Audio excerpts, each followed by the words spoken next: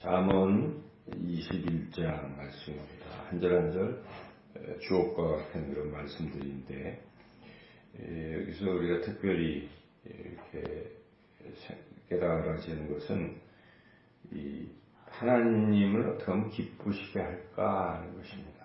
우리의 삶이 하나님의 마음을 시원케 해드리고 하나님을 기쁘시게 하는 그런 삶이 되어야 할 텐데, 어떻게 그렇게 우리가 살 수 있는 것인가? 그것은 여기 이제 하나님이 기뻐하시는 것은 가장 이렇게 기뻐하시는 게 정의로운 것, 공의로운 것, 불의하지 않는 것이다 하는 것을 알 수가 있습니다. 그래서 3절을 보시면 3절에 공의와 정의를 행하는 것은 제사 드리는 것보다 여호와께서 기쁘게 여기시느니라. 그래서 하나님은 예배 받으시기를 원하시고 예배하는 곳에 계셔서 우리가 여기 제사는 예배겠죠. 예배 드리는 것이 하나님을 기쁘시게 하는 것이면 틀림이 없습니다. 그런데 하나님이 그걸 기뻐 받으시면서도 더 기뻐 받으시는 것이 있다는 것이죠. 그것은 삶 자체가 정의로운 것이죠. 공의로운 것입니다. 그래서 이렇게 부당하게 몰래 속이거나 또 다른 사람들을 해치려고 하거나 등등 그런 악한 불의한 그런 삶을 하나님 매우 싫어하시고, 그런 사람에 대해서는 하나님께서 심판을 내리시고 하시겠다는 것이지만, 반대로 정의롭게 살아가는 사람은 하나님이 기쁘게 여기신다는 것이죠. 그래서 여기에 정의로운 삶과 불의한 삶이 이렇게 대조가 계속 되는 것이죠. 여기에 보면 6절에 속이는 말로 재물을 모으는 것은 죽음을 구하는 것이라. 곧 불려다니는 안개니라. 잠시 속여서 재물을 얻었지만 불려다니는 안개는 곧 사라지지 않습니까? 여기저기 바람에 몰려있던 안개가 조금 잠시 뒤에는 언제 있었는지 사라지는 것처럼, 그렇게 모은 재물 다 사라지는 것이요. 또 그렇게 모아서 살다가 결국은 영원한 벌을, 죽음의 형벌을 받게 될 것이다 하는 그런 경고의 말씀이죠. 그래서 그러한 불의함은 속이는 것도 있고 또 폭력을 사용하는 것, 7절에 악인의 강포라고 표현해. 이 강포는 그런 폭력을 말합니다. 사람들을 폭력으로 다루고 막 때리고 뭐 죽이고 하는 이런 것 다 악인들. 그 악인들은 다른 사람이 어떻게 하면 좀 잘못될까 이런 것만 자꾸 바라고 있는 것이죠. 그래서 10절에 악인의 마음은 남의 재앙을 원하나니, 그래서 항상 누가 잘못되면 좋아하는 사람은 악인입니다. 사촌이 땅을 사면 배합하는, 그게 악인의 마음이죠. 그래서 우리는 정말 하나님의 사람들은 남이 잘 되면 진심으로 기뻐할 수 있어야 돼요. 그거 참 훌륭한 거 아니겠어요? 그것이 나는 못했는데 저 사람은 왜 저렇게 잘 될까? 시기심이 발동할 수도 있겠지만, 그런 것을 접어두고 정말 저 사람 힘들었는데 아유 저렇게 됐다, 좋다, 아유 잘 됐다 하고 잘 됐어요 하고 진심으로 축하해 주는 거예요. 이게 하나님의 사람들이라는 것이죠. 그것이 공의로운 삶이요 정의로운 삶입니다. 그래서 결국은 하나님께서 12절에 보면은 의로우신 자는 하나님이시죠. 악인의 집을 감찰하시고 악인을 환란에 던지시느니라. 결국 심판하십니다. 그래서 우리가 의인의 삶, 정의로운 삶을 살아야 되겠다는 것을 깨닫습니다. 어떤 사람은 그걸 누가 알겠어, 다 속이면 되지, 하나님도 속일 수 있어, 하나님이 못 보는 것도 있지 않을까 생각하지만, 21절부터 쭉 보면 하나님은 다 우리의 마음을 보시는 분이시다, 감찰하신다. 그러므로 하나님 앞에 속일 수 있는 게 하나도 없습니다. 다 투명한 것이죠.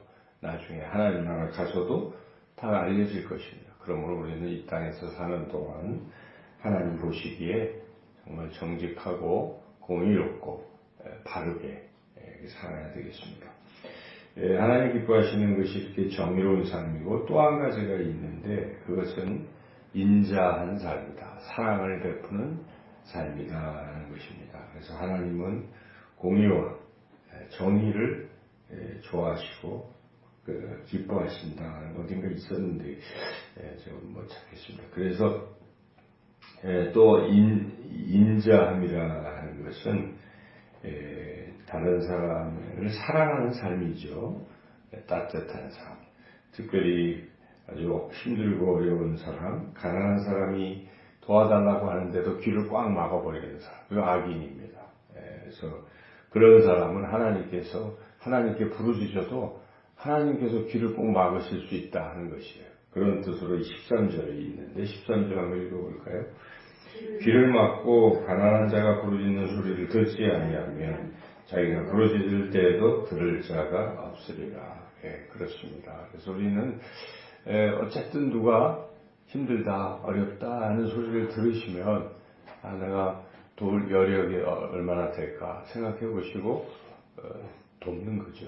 그것이 우리 교회가 뭐 이렇게 넉넉하지가 않지만 우리가 일전에 이렇게 아프리카에 굶주려 가는 아이들을 생각하고 우리 성도님들이 기도하시고 또 금식도 하시고 도왔습니다. 또 한 가지 그때 우리가 그 즈음에 어떤 시골에 전도사님이 애타게 호소하는 그 글을 보고 또 거기도 일부 또 돕죠. 근데 저는 그 편지를 이렇게 읽으면서 이거 우리가 외면하면 안 되겠다는 생각이 들어요. 우리 그렇습니다. 이렇게 보면 우리가 모르는 사람이 있죠. 모르죠.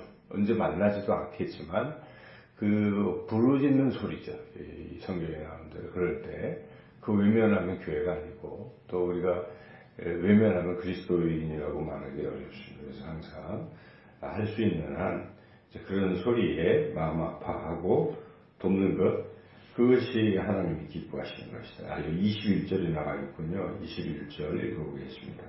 공의와 인자를 따라 구하는 자는 생명과 공의와 영광을 얻느니라.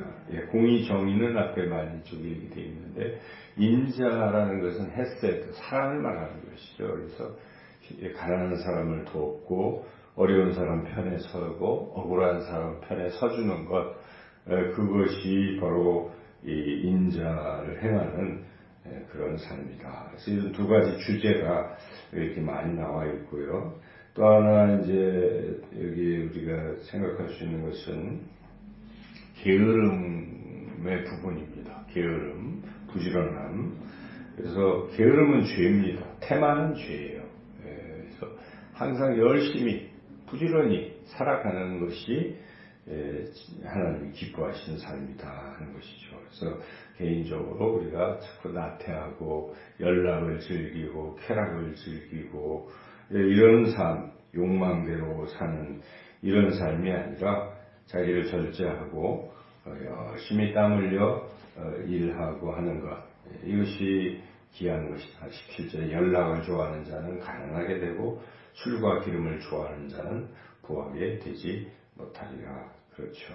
그래서 우리가 항상 부지런하게 사는 것. 근데 저는 한 가지 읽으면서 부지런함과 대조되는 건 게으름인데 뜻밖에도 조급함과 대조를 하는 말씀에 한참 생각을 해봤습니다. 5절 보시면 부지런한 자의 경영은 풍부함에 이를 것이나 조급한 자는 궁핍함에 이를 따름이니라. 그래서 뭔가 분주히 열정적으로 살아가는 것은 좋은데 이 여기서 부지런함은 계속되는 것을 말하는 것이죠. 사람이 변함없이 계속 부지런하게 성실하게 살아가는 모습이라면 조급함은 뭔가 그렇죠. 이렇게 하는 것 같지만 순간 막 초조해야 하고 그건 즐겁지가 않습니다. 인생이 부지런한 땀을 흘리면서도 농부가 우리 그 만종인가 있잖아요. 그림 밀레의 만종을 보면은 이렇게 하루 종일 일 열심히 했지만 이렇게 종 칠 때 어떻게 합니까? 그 저녁 때 하나님께 감사기도를 하는 그런 여유로움이라기보다 그렇게 사는 것이죠. 그냥 불안하고 초조해하고 이런 조급함은 하나님 주신 성품이 아닙니다. 하나님은 우리에게 기쁨을 주시고 평안함을 주시는 것이기 때문에 그런 측면에서 그런 것. 여기에 이제 다 우리가 또 설명하자면 시간이 길 텐데 이렇게 여러분이 또 읽어보시고 생각해 보면 저는 이걸 읽으면서 마치 이게 성령의 열매들 같다는 생각을 많이 했어요. 우리가 성령의 열매하면 사랑, 희락, 화평, 오래 참음, 자비, 양선, 충성, 온유, 절제 이런 거 아니겠습니까? 근데 여기 그런 부분들이 다 요소들이 하나하나 나와요. 특별히 이 온유함이라는 게 참 중요하다는 것이죠. 이 말씀은 뭐 계속 10절 다투는 여인과 사는 것보다 큰 집에서 사는 것보다 운목에서 사는 것이 나으니라. 또